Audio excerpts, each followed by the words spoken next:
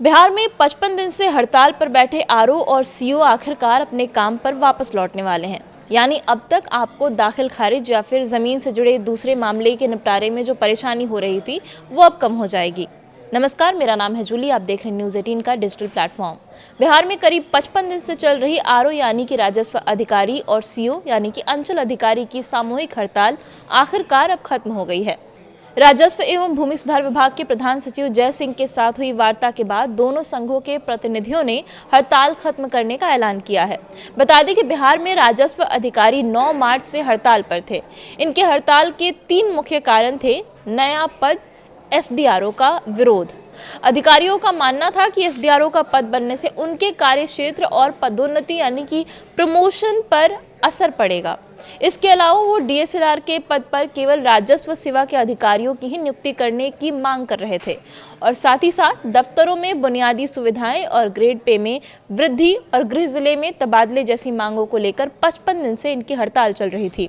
राजस्व अधिकारियों ने कहा कि वो सम्राट सरकार पर भरोसा जताते हुए 4 मई तक कार्यस्थलों पर लौट जाएंगे। पिछले कई दिनों से जारी इस हड़ताल के कारण राजस्व और भूमि से जुड़े कई महत्वपूर्ण काम प्रभावित हो रहे थे। आम लोगों को दाखिल खारिज, जमीन से जुड़े मामलों और प्रशासनिक प्रक्रियाओं में दिक्कतों का सामना करना पड़ रहा था। अब हड़ताल खत्म होने से इन सेवाओं के जल्द सामान्य होने की उम्मीद जताई जा रही है। राजस्व सेवा संघ के प्रतिनिधियों ने कहा कि सरकार के साथ बातचीत सकारात्मक रही है और उनकी मांगों पर विचार का आश्वासन भी मिला है।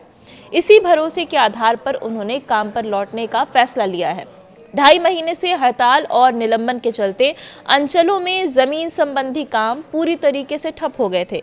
दाखिल खारिज की बात करें, नामांतरण की बात करें, जनगणना जैसे जरूरी काम भी प्रभावित हो रहे थे। प्रशासन ने भी अधिकारियों से जल्द कामकाज सामान्य करने की अपील की है ताकि लंबित मामलों का निपटारा तेजी से किया जा सके। सरकार और अधिकारियों के बीच बनी सहमति को प्रशासनिक कामकाज के लिए राहत भरी खबर माना जा रहा है। अब निगाह इस बात पर टिकी है कि कामकाज कितनी तेजी से वापस पटरी पर लौटता है।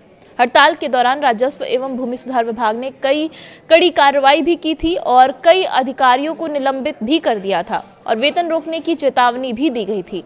हालांकि गतिरोध तब और ज्यादा बढ़ गया जब तत्कालीन प्रधान सचिव सीके अनिल के कड़े रुख के बावजूद अधिकारी झुकने को तैयार नहीं हुए।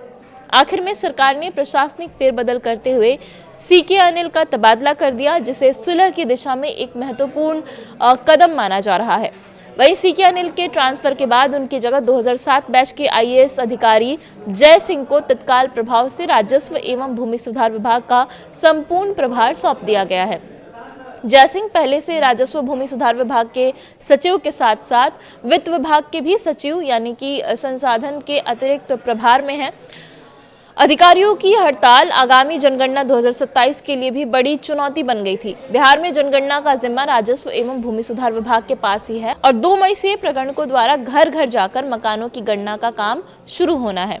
ऐसे में जमीनी स्तर पर सबसे मुख्य अधिकारियों यानी कि सीओ और आरओ की अनुपस्थिति से जनगणना की प्रक्रिया बाधित होने का खतरा भी मंडरा रहा था और इसी को देखते हुए सरकार ने बीच का रास्ता निकाला और एक समझौता करना ही बेहतर समझा, जिसके बाद सरकार ने हड़ताल पर बैठे कर्मियों से बातचीत की और उन्हें भरोसा दिया कि उनकी मांगों को सुना जाएगा, उन पर कार्रवाई की जाएगी, जिसके बाद अब सीओ और आरओ ने अपनी हड़ताल 55 दिन के बाद खत्म कर दी है।